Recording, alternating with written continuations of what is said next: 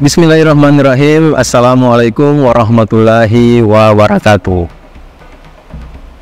Alhamdulillahirabbil alamin. Allahumma salli ala sayyidina Muhammadin wa ala alihi wa sahbihi wa salim ajmain. Alhamdulillah, kami dari Yayasan Rubatul Khairat Kota Ternate di bawah pimpinan Al-Habib Abdurrahman bin Kamil As-Sadaf.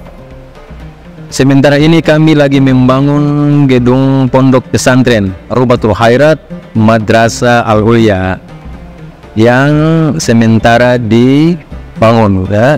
Gedung lantai 3. Kami sangat membutuhkan dana infak dan sedekah dari jamaah bapak-bapak dan ibu-ibu.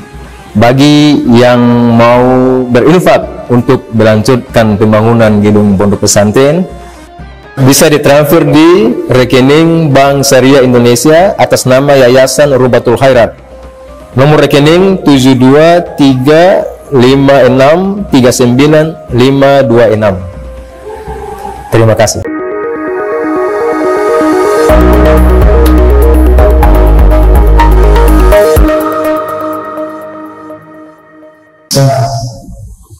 Nabi Yunus alaihissalam. Sebelum kita membahas kisah Nabi Yunus alaihissalam, kita ketahui kalau dia di tempat beliau oleh Allah untuk menyampaikan kisah. Di sini sebutkan beliau berada di satu tempat yang bernama Nainawa. Nainawa adalah satu kota yang ada di Irak,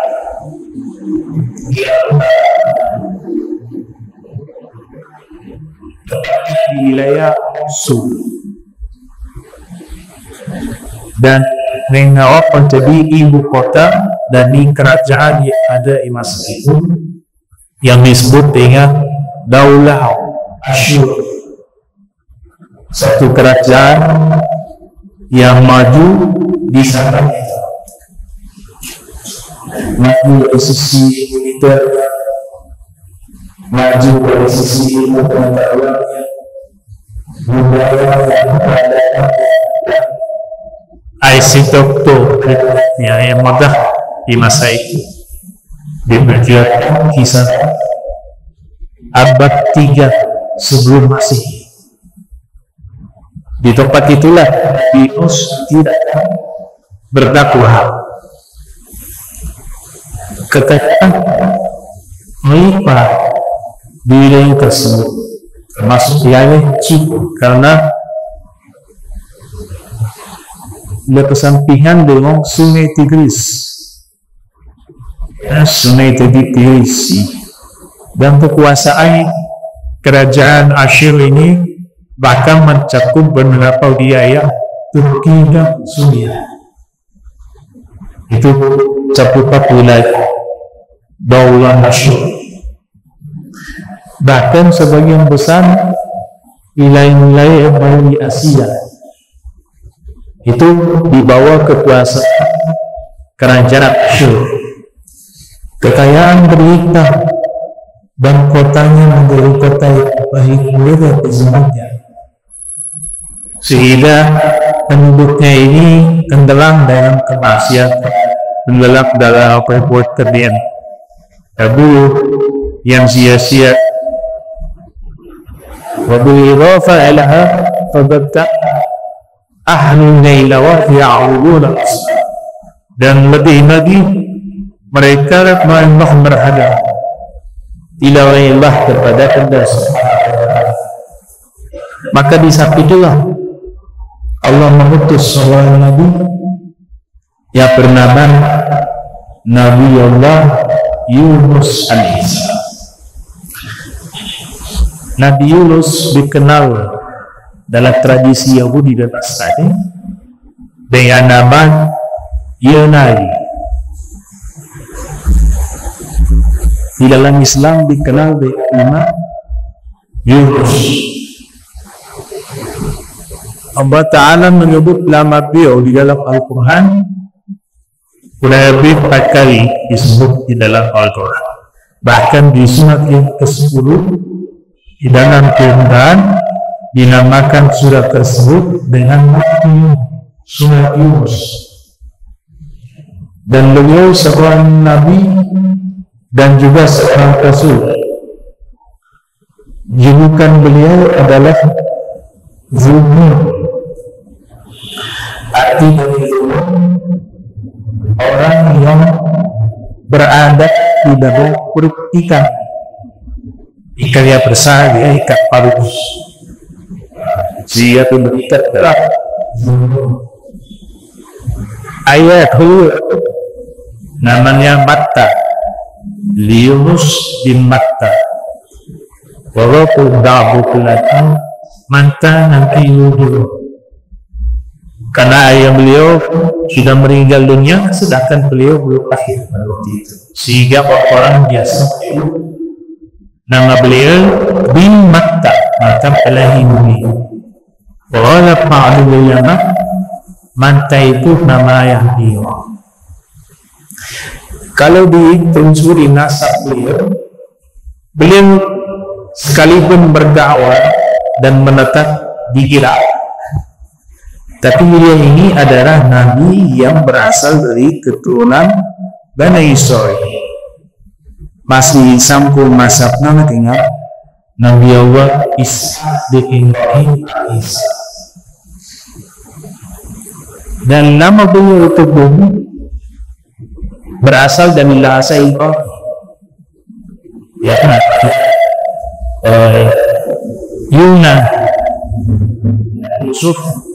Yunus berasal dari bahasa Ibrani, dia dalam bahasa Ibrani Yuna itu dia dulu berbakti atau berbakti itu nama dia. Dan beliau hidup setelah bahasa Iswi Aisyah kurang lebih 600 tahun setelah yang Iswi Aisyah. Beliau berdakwah di Ningau sebagai Nabi lainnya, Rasul-Rasul lainnya yang siang malam selalu beliau mengajar manusia untuk beriman kepada Allah Ta'ala dan mengenal Islam. Rabbi ini berdakwah tiada bila yang beriman adalah 2 orang. Yang beriman akan 2 orang. Jadi karakter masyarakat Nainawa itu sama persis dengan karakter masyarakat Nabi Nuh. Yang Nabi Nuh berdaya hampir 1000 tahun. Yang beriman tidak lebih dari 100 ya, 1000 tahun ini 110 tahun ya.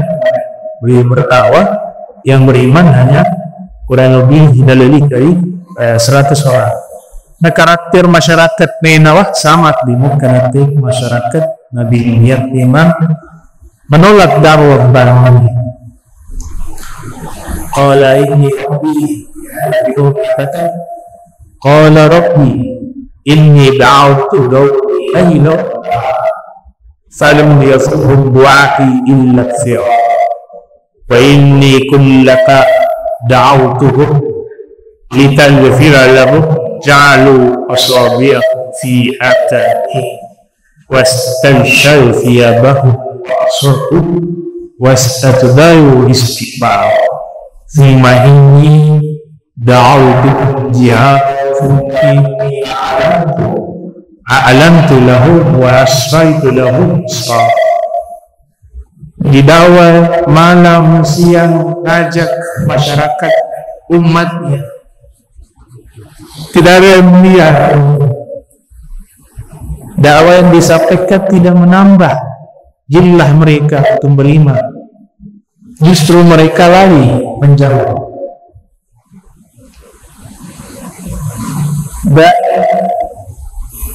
Sudah mengajak mereka dengan berbagai cara, dengan cara yang frontal disampaikan di depan publik dakwah tersebut, atau dengan cara persuasi tetap ditolak terang-terangan secara sembunyi-sembunyi ditolak.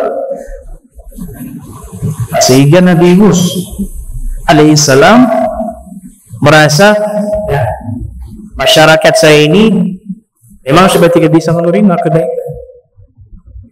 Apa salahnya saya dakwah di tempat lain? Yang juga di tempat lain mereka juga ada yang masih menyembah berhala, masih melakukan kejahatan. Maka Nabi Yunus memutuskan untuk meninggalkan kaumnya. Ya, ini yang disebutkan dalam Al-Quran. Wadhanun idzahabat mughahiba. Maka Nabi Yunus pergi dan meninggalkan kaum dan keadaan marah, mughahib. Nah, di sini perlu dikasih catatan. Mereka ini para nabi, orang terbaik. Saya baca di beberapa kitab penceramah ataupun yang membuat catatan tulisan di media sosial mengatakan Nabi Yunus ngambek sehingga tidak sabar meninggalkan kaum. Ini tidak boleh kalimat itu. Ini sudah laga kepada seorang nabi ya. Para nabi itu punya tingkatan kesabaran luar biasa. Dan 33 tahun itu sudah menunjukkan betapa sabarnya dia dalam dakwah. Dan marahnya itu bukan karena menolak dakwahnya, bukan karena dirinya, tapi beliau marah karena tidak ada yang nyembah kepada Allah. Jadi para nabi tidak pernah marah karena pribadinya. Tidak ada urusan. Kalian tidak suka kepada diri mereka, menolak dakwah mereka atas diri mereka, itu mereka tidak marah. Tapi mereka marahnya selalu karena Allah. Itu. Memang dalam Al-Quran disebut mughadiban. Beliau meninggalkan kaumnya dalam keadaan emosional. Tapi marahnya mereka tidak ada marah yang sifatnya pribadi. Ya, dalam hadis Nabi kita Muhammad sallallahu alaihi wasallam bersabda, "Man ahabba lillah wa ghadada lillah wa aqqa lillah wa man'a lillah fa istatmat iman." Siapa yang mencintai sesuatu Allah, membenci karena Allah, berikan Allah, mencegah karena Allah, maka sungguh sempurna imannya. Itu mana yang minus tadi. Wa ya'fi 'ala dhammi la kana fi hajjihi wa sababihi wa idza ujiya haqqullahi lam yakun ahadun yummi. Ya, urusan pribadi dimaafkan, tapi hukum Allah dilanggar, mereka akan marah. Jadi saya baca beberapa tulisan mengatakan mengibadah tidak boleh lafaz ini keluar. Ini manusia mulia. Seorang nabi itu semuanya mulia. Kemudian nanti di saat Nabi Yunus meninggalkan kaumnya, nah beliau mengatakan kepada kaumnya bahwasanya fa'awa'adahum Yunus bihul azab alaihim ba'da muddatin minaz zaman. Tidak lama lagi akan Allah turunkan azab kepada kalian, sebab kalian terus menerus dalam kekufuran, terus menerus dalam penyimpangan dan tidak mau bertobat. Maka tidak lama lagi Allah akan turunkan azab kepada kalian. Wadawal ba'ul mufassirin 3 hari Jakiyah. Nabi Yunus memberikan ancaman kepada kaumnya, kalau kalian tidak bertobat 3 hari berikutnya akan diturunkan azab. Maka Nabi Yunus pergi. Di dalam tafsir Sassatul Tasasi yang ditulis oleh Dr. Syekh Ali Sobri menyebutkan Nabi Yunus pada waktu itu usianya masih sangat muda. Masih sangat muda, tidak lebih dari 40 tahun, masih di bawah 40 tahun, tidak lebih dari 40 tahun. Sehingga mudah mentetabah, melihat kemungkaran, tidak mampu menahan diri, langsung marah.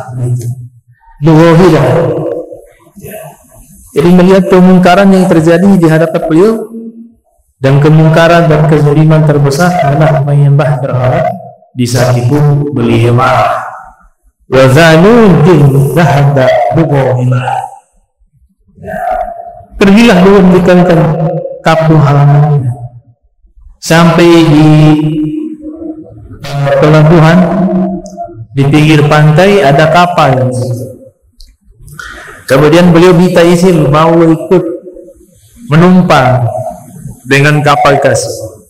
Maka diizinkan naik sampai akhirnya kapal itu berlayar hingga di tengah lautan. Wasarat fi 'ardil bahr. Walakin Allah alqa ala dzalikal bahr riha asifah.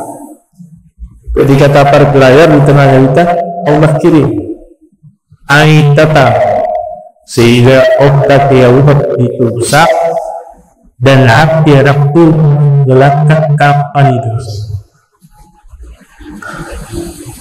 Dan kapal tersebut penuh dengan muatan. Makanya dalam Al-Quran disebut kapal tersebut masyhur, penuh dengan muatan. Jadi beban muatannya berlebih sehingga dibuang ke barang-barang lainnya. Kalau tidak bisa tenggelam. Ternyata barang-barang yang berat itu di luar, masih tidak kapal ini api-api tinggi. Maka mereka memutuskan baik nahkoda kapal dengan ABK dengan penumpangnya. Mereka musyawarah bersepakat bahwa harus ada satu orang duluan di laut. Kalau enggak kapal belak. Ada juga yang mengatakan mungkin di kapal ini ada yang dosanya belum diampuni oleh Tuhan. Oh ya Allah. Nah ini hidup kalimat tidak layak dinisbatkan kepada seorang nabi. Tidak boleh karena katakan jika kami itu berdosa atau berbuat maksiat. Hasya. Maka imam mereka sepakat karena harus satu orang dari penumpang ataupun nahkoda kapal itu harus dilempar, dibuang ke lautan sehingga kapal itu tidak tenggelam. Diambillah keputusan, diundi nama.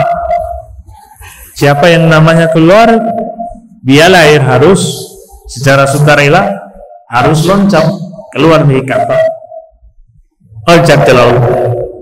Atau nama-nama tersebut ketika diundi ternyata yang keluar nama Nabi Yunus. Orang-orang kenal figur Nabi Yunus, reputasinya baik, akhlaknya baik, ahli zikir, ahli ibadah, tak ada cap-cap di depresi. Maka mereka sepakat, jangan kita memutuskan untuk membuang Yunus keluar dari kapal. Dia orang baik. Lalu kita undi yang kedua. Dia undi yang kedua. Nabi Yunus juga. Nabi Yunus sudah pasrah. Baik saya akan loncat. Berdua jangan. Kita undi lagi yang ketiga. Diundi yang ketiga kalinya tetap nama beliau yang keluar. Maka akhirnya dia mengatakan biar saya akan loncat keluar. Ini beliau yang loncat. Ketika beliau loncat ke laut, Allah mengirimkan ikat yang sangat besar. Dalam surat As-Saffat disebut dengan Al-Hud. Samakun kabirun azim. Ikan yang sangat besar. Yang mungkin kalau ketika mudah memahami, ikan yang paling besar di laut itu ikan paus. Beliau loncat belum sampai ke laut, muncul ikan paus dan membuka mulutnya. Dan itu Allah abadikan di dalam Al-Quran. Faltaqamahu al-hud wa huwa ulim. Maka ikan paus itu pun menelan Nabi Yunus alaihissalam. Tapi Allah sudah instruksikan kepada ikan paus itu, tidak boleh kamu menggigit, tidak boleh kamu menggigit dagingnya, mau hancurkan tulangnya. Tugas kamu hanya menelan. Dengan Nabi Yunus ketika ditelan masuk ke dalam perut, tutup, tidak ada luka sedikit. Ini menunjukkan bahwa segala sesuatu di alam semesta ini, baik yang di darat maupun yang di laut, dan baik yang di langit maupun di bumi, semuanya tahta bahrillahi ta'ala, berada di dalam kekuasaan Allah Subhanahu wa Ta'ala. Mereka hanya menjalankan perintah Allah.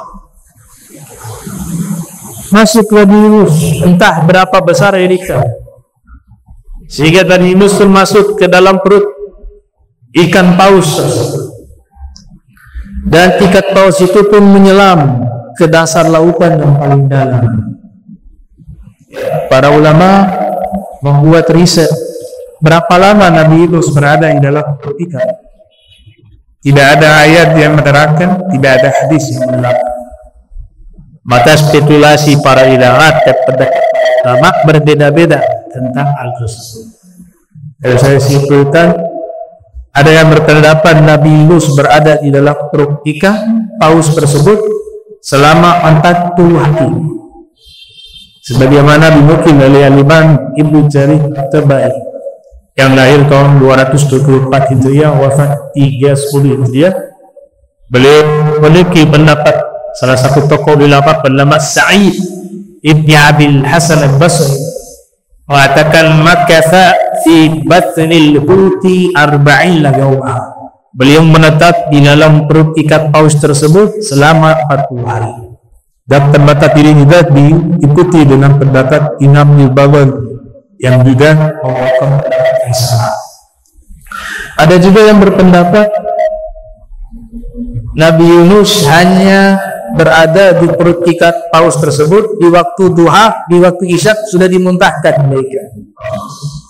Itu pendapat tokoh tabi'in bernama Al-Imam Asy-Sya'bi.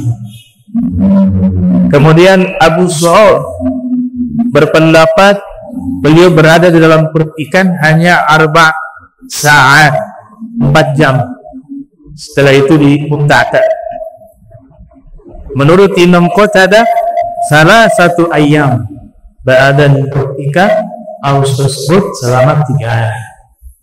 Menurut Imam Alusi Al-Baghdadi dalam kasus Ruhul Ma'ani, itu beliau memerlukan saat, hanya beberapa tafsir ya ikan paus tersebut. Setelah itu beliau dimuntah.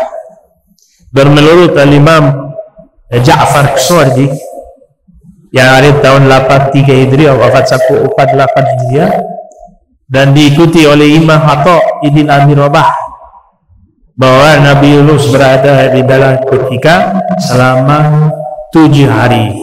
Dan saya secara pribadi mengikuti pendapat tersebut, selama 7 hari berada di dalam perut ikan dan hidup sehat. Ini bagian dari mu'jizat, bagian dari qudratullah, kekuasaan Allah Subhanahu wa Ta'ala. Apa yang beliau lakukan di dalam perut ikan tidak lain adalah ibadah. Beliau berzikir, dan memang selama hidup beliau ahli zikir. Di zaman itu zikir yang terbanyak beliau di seluruh dunia. Sampai malaikat kenal zikirnya Nabi Yunus, suaranya Nabi Yunus. Beliau malaikat yang bilang semuanya kenal, oh ini zikirnya Nabi Yunus. Ahli tasbih, ahli zikir, ahli ibadah.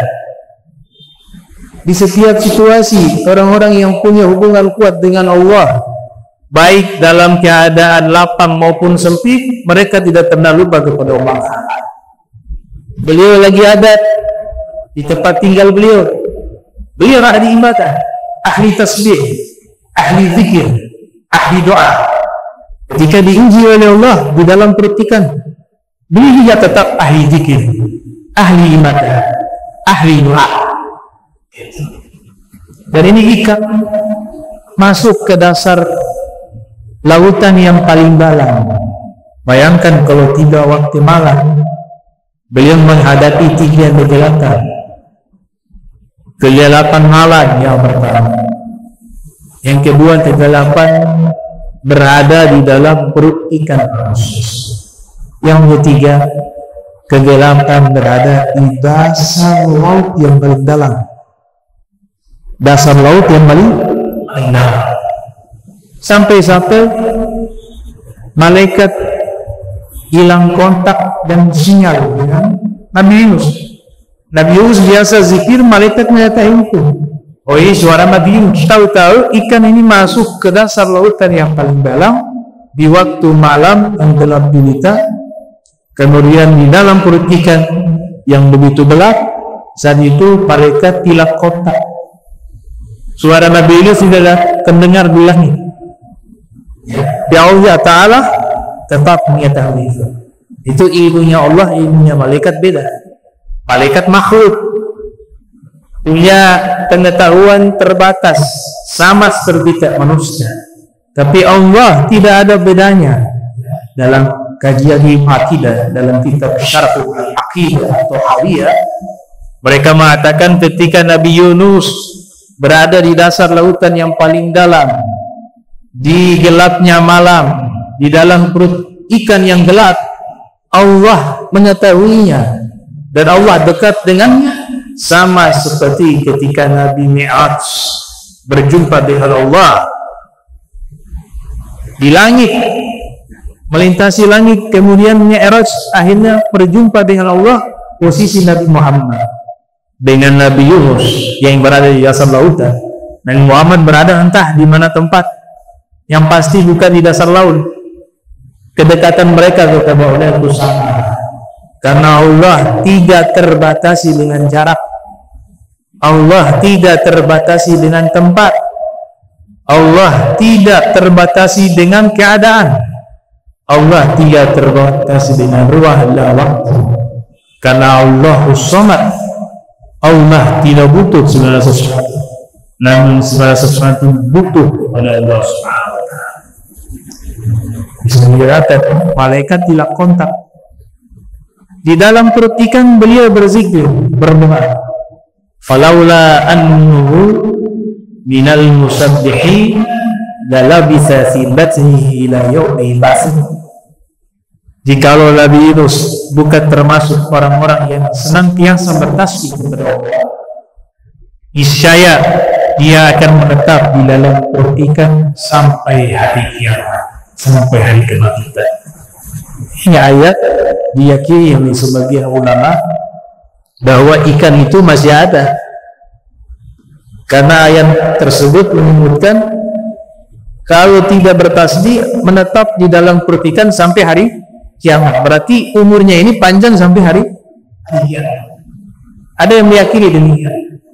Dan kita harus ketahui bahwa lautan itu lebih besar dari daratan. Rahasia di lautan itu lebih banyak daripada yang ada di daratan. Imam Ghazali, Hujjatul Islam, Abu Hamid, yang lahir tahun 450 Hijriah, wafat 505 Hijriah, pernah menyatakan bahwa seluruh makhluk yang ada di daratan semuanya itu bentuknya ada di lautan. Bahkan yang di lautan aksan waksa, yang di lautan lebih layak lagi dari mana-mana. Spesies rahasia sampai saat ini belum banyak ilmuwan dalam ilmu kelautan yang mencapai dasar lautan paling rendah. Yang mereka gak sampai berapa persen. Ini ikat dia bawa Nabi Yunus sampai ke dasar lautan. Nabi Yunus berzikir, la illa anta subhanaka inni kuntu minaz zalimin. Itu doanya Nabi Yunus ketika berada di dalam perut ikan. Nah, para ulama mengatakan bahwa ini jika diapalkan ketika seseorang menghadapi suatu problem dan masalah, insyaallah Allah memberikan solusi. Sebagaimana Nabi Yunus dalam keadaan problem dan bermasalah berada dalam perut ikan di dasar lautan yang paling dalam, Allah hijabah doa tersebut dan diselamatkan beliau. Ayat tadi juga menyebutkan sanada zulumat. Beliau menyeru di dalam kegelapan-kegelapan, bentuknya jamak bukan tunggal, karena berada di tiga kegelapan tadi. Zulmatul bahril amik, kegelapan lautan yang sangat dalam, zulmatul lail, kegelapan malam hari, dan zulmatul jawfihut, kegelapan berada di dalam perut ikan. Setelah beliau membaca doa tadi, ternyata sinyalnya terhubung dengan malaikat. Jadi ketika seorang hamba berdoa, maka frekuensi sinyal itu akan terhubung dengan Allah. Ketika sudah terhubung dengan Allah, maka malaikat pun akan terhubung sinyal tersebut. Maka malaikat mendengar doa. Tapi malaikat hilang apa? Lokasinya di mana ada tuh? Tapi suaranya terdengar. Ketika Nabi Yunus ada di bumi, ya di daratan, itu suaranya terdengar dan lokasinya diketahui. Biasa kalau di kapal kan ada radar. Ini suaranya ada tapi tidak masuk di radarnya malaikat. Saking dalamnya itu lautan. Maka malaikat berada ini suara. Ya Allah, ini suaranya Nabi Yunus. Kata Allah, benar itu suara kekasihku Yunus. Kenapa? Allah Ta'ala sekarang berada di dalam perut kita. Itu sebagai apa? Disimulasi, bukan Allah menghukum. Ini juga kalimat tidak pernah Allah menghukum para nabi. Kalau kita pikir salahnya apa tuh? Gak ada salahnya. Tapi ini simulasi agar nanti keluar ilmu dan hikmah bagi kita. Al-Quran tidak membahas kisah para nabi dalam bentuk sejarah, tidak. Tapi tujuan Al-Quran, Allah berfirman menceritakan kisah para nabi dalam Al-Quran, tujuannya agar kita mengambil hikmah dan ilmu, bukan membahas biografi mereka. Makanya banyak para nabi ya disebutnya hanya nama, jika disebut biografi. Ada kisah yang sangat singkat. Karena tujuan Al-Quran ini menyampaikan kepada kita pelajaran sehingga kita bisa memetik pelajaran tersebut. Ternyata malaikat mengatakan, ya Allah, tolong, kalau begitu terima doanya, selamatkan dia. Maka Allah mengijabah Nabi Yunus alaihissalam, dan ikan itu akhirnya naik ke permukaan laut dan dia muntah terus. Nabi Yunus di sahih, di pinggir pantai dalam keadaan sehat afiat.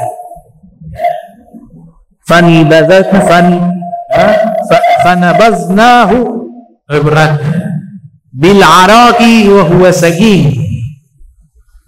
Fanabaznahu bil araqi wa huwa sagim. Maka kami izinkan ikan paus itu memuntahkan Nabi Yunus bil araq, di satu tempat yang bersang, satu tempat yang tidak ada penghuni, tidak ada manusia, dan dia dalam keadaan saking. Lafaz saking artinya sakit. Sakit jika dinisbatkan kepada para nabi, sakit-sakit yang ringan, bukan sakit berat, bukan sakit yang membahayakan. Ya, sakit yang ringan, dan itu wajar di dalam perut ikan 40 hari misalnya. Itu tentu kondisi fisik akan menurun seperti orang yang sakit. Ya. Wajah izun fi haqqihim bil aradi bi ghairi naqsi ka hafizil maradi. Boleh bagi para nabi dengan sifat kemanusiaan mereka mengalami sakit, tapi sakit yang mereka alami sakit yang ringan dan tidak mengurangi kemuliaan mereka. Kapan beliau dimuntahkan oleh itu? Sebelum Muharram. Ya, sebelum Muharram. Asyura. Beliau dimuntahkan di satu tempat yang ada di distrik Turki. Dia ini sebagai ulama, itu tempatnya di distrik namanya yang ada di Turki. Ketika beliau memerintahkan ikan dalam keadaan lemas, Allah tumbuhkan pohon di hadapannya, pohon wabu. Itu terabadikan dalam Al-Quran. Wa ammasna alaihi syajarata iyudzi. Ya, iyudzi. Kami tumbuhkan kepadanya satu pohon yang disebut dengan pohon wabu. Dari situlah beliau makan. Jenis lambunya ini nakusara diresep oleh para muhadditsun, karena Nabi kita Muhammad sallallahu alaihi wasallam juga terkenal sebagai seorang yang sangat gemar dengan sayur labu, tapi labunya jenis yang pada orange. Nah, udah lagi. Ini labu itu, sambiki. Bisa jadi ini penelitian bahwa disuruh. Dan Nabi SAW ketika memakan sayur labu selalu ingat Nabi Yunus. Mereka itu seperti satu keluarga. Semua Nabi itu satu keluarga, satu ikatan keimanan, keibuan, semuanya menyatu. Sehingga Nabi tiap kali makan sayur labu, Nabi mengatakan, innaha syajaratu akhi Yunus. Ini adalah pohon yang Allah tumbuh tapi untuk saudaraku Nabi Yunus. Sallallahu alaihi wasallam. Nabi Yunus tinggal di situ, ada yang mengatakan selama 3 tahun di wilayah tersebut. Dulu tidak ada pohon. Allah kirimkan rusa betina datang setiap pagi dan sore. Dari situlah beliau memerah susu dan beliau minum untuk melambat dari tubuh beliau minum gigi rusa setiap pagi dan sore. Ada hewan-hewan lain juga ada di situ, beliau ya makan dengan sayur labu tadi. Akhirnya 3 tahun berikutnya sudah menetap di daerah tersebut. Allah Ta'ala perintahkan kembali ke Nainawa. Beliau kembali ke Nainawa. Ternyata tahunnya ini semuanya sudah menjadi orang soleh. Tidak ada yang meninggal beralat, semuanya sudah bertobat. Maka dikisahkan kepada Nabi Yunus. Nabi Yunus sakit. Kampung halamannya yang dahulu mereka menyembah berhala berubah, semuanya menyembah kepada Allah. Maka Nabi Yunus bertanya, "Kenapa berubah?" Mereka mengatakan 3 hari sudah mendekati 3 hari setelah kau pergi. Itu memang kami sudah lihat cuaca agak berbeda. Kan Nabi Yunus sebelum meninggalkan kaumnya sudah memberikan peringatan. 3 hari berikutnya Allah turunkan azab. Pergilah Nabi Yunus dan itu betul-betul hari kedua itu cuaca sudah berbeda, gelap gulita dari waktu pagi sampai malam, gelapnya sama. Takut mereka. Wah, ini benar nih Nabi Yunus mengatakan 3 hari lagi kita gimana? Ayo dikumpulkan semua masyarakat yang ada di Nainawa, semuanya bertobat meminta ampun kepada Allah Ta'ala. Di hari ketiganya tidak bermazhab dan malah. Jadi kalau musibah mau turun, caranya ada satu.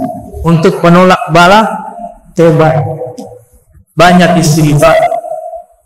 Dengan tobat kita kepada Allah, memohon ampun kepada Allah, beristighfar kepada Allah dengan sungguh-sungguh. Yang tadinya tercatat mau ditimpakan musibah, sebab taubat kita, istighfar kita, Allah anak itu semua. Sebagaimana masyarakat Nainawa, kaumnya Nabi Yunus alaihissalam. Maka Nabi Yunus pun tinggal di tempat tersebut sampai beliau wafat, meninggal dunia. Dan Nabi Yunus alaihissalam punya jadwal rutin. Beliau selalu ziarah ke Karbala. Karbala itu ya satu daratan dengan Irak. Iran, Irak, Afghanistan, Suriah, Turki, satu daratan. Nabi Yunus ziarah ke Karbala. Apa yang beliau lakukan? Beliau ziarah ke Karbala. Allah telah memberitahukan kepada beliau di tempat tersebut cucu baginda Nabi Muhammad sallallahu alaihi wasallam akan terbunuh secara zalim di tempat tersebut. Jadi Nabi Yunus orang pertama yang ziarah ke Karbala. Dia mengenang bagaimana Imam Hussein. Dia kenal siapa? Sayyidul Anbiya, Sayyidina Muhammad sallallahu alaihi wasallam. Semua para nabi kenal betul siapa Nabi. Cucunya Nabi mereka kenal, apalagi Nabi-nya. Jadi Nabi Yunus apa ke Karbala? Mendoakan. Ada satu kitab mencatat doa Nabi Yunus alaihissalam kepada Ahlul Bait yang wafat di Karbala. Padahal Ahlul Baitnya belum ada. Ahlul Baitnya di zaman Nabi, anak turunan Nabi Muhammad. Nabi Yunus hidup 600 tahun setelah Nabi Sulaiman alaihissalam. Masanya sangat jauh dengan masa baginda Nabi Muhammad sallallahu alaihi wasallam. Di dalam kitab As-Sirah An-Nabawiyah Ibn Hisham itu diriwayatkan ya, ada satu sahabat Nabi yang dimaksudkan oleh Al-Hafiz Ibnu Hajar Al-Asqalani dalam kitab Al-Isabah fi Tamyiz Sahabah, juga disebut oleh Masir dalam kitab beliau Asbabul Bawdah fi Ma'rifati Sahabah, juga disebut oleh Ibnu Abdul Bar dalam kitabnya Al-Isti'ab, dan ulama-ulama lainnya yang menulis tentang biografi para sahabat. Beliau ulama-ulama tersebut memasukkan satu sahabat, satu-satunya sahabat yang asli orang Nailawa, tempat tinggalnya Nabi Yunus, namanya Addas. Ini terbuat dalam kitab Tarikh wa Siyar Nabawiyah. Ketika Nabi diusir di Taif, Nabi dengan Zaid bin Harithah, anak angkat beliau, diusir beliau. Kemudian beliau jalan sampai kurang lebih 3 mil dari Taif. Itu ada satu kebun anggur milik orang Makkah, yaitu Syaibah dan Utbah, kedua-duanya putra dari Rabi'ah. Ghazwatul Badar, perang Badar, mereka ini terbunuh, duel. Mereka duel dengan Sayyidina Hamzah ibn Abdul Muttalib dan Sayyidina Ali bin Abi Thalib. Akhirnya terbunuh dengan bapak mereka dalam duel perapat. Mereka punya kebun anggur di wilayah Taif, karena Taif itu daerah subur, kebun anggur di situ ada lemon, ada hibur sampai hari ini. Nabi mampir di kebun anggur milik dari orang Makkah, Syaibah dan Utbah. Nah, Syaibah dan Utbah punya budak atau punya pelayan namanya Addas. Addas ini orang asli Nailawa. Syaibah melihat Nabi, ya hatinya kasihan. Ya, dia kasihan walaupun beda pandangan, bahkan beda dalam masalah keimanan, tapi mereka sama-sama orang asli Makkah. Maka dipanggillah Addas. Addas, ini ada anggur, kamu kasih kepada orang itu. Begitu Nabi sedang berteduh dengan Zaid bin Harithah, maka Addas membawa Ibrahim sampai di hadapan Nabi sallallahu alaihi wasallam. Addas mengatakan, ini pemberian dari tuan saya Syaibah dan Riyad. Nabi terima. Ya, ini juga dalil kalau anda hadiah dari orang muslim, hukumnya sah-sah kita terima selama barang itu barang yang halal dan tidak ada tujuan lain. Begitu juga kita memberi kepada tetangga kita yang muslim, berikan hadiah, ikut ada nilai pahala. Nabi terima hadiah padahal milik orang musyrik. Syaibah dan Utbah, Addas memberikan, Nabi terima. Nabi tanya, nama kamu siapa? Dia katakan, nama saya Addas. Nabi ambil itu anggur, Nabi makan, Nabi baca Bismillahirrahmanirrahim, kemudian Nabi makan. Terkejutnya Addas mengatakan, itu tadi kalimat apa itu? Kata Nabi, ya saya baca Bismillahirrahmanirrahim. Kata Addas, ini kalimat atau ini doa tidak berasal dari sini. Ini pasti dari para nabi. Addas, karena Nabi Yunus tidak mengajarkan hal yang sama. Ketika memakan atau ingin makan sesuatu, sebelum kita makan sebut nama Allah. Dan ini tidak pernah saya dengar kalimat ini dibacakan oleh orang-orang yang ada di Taif maupun di Makkah.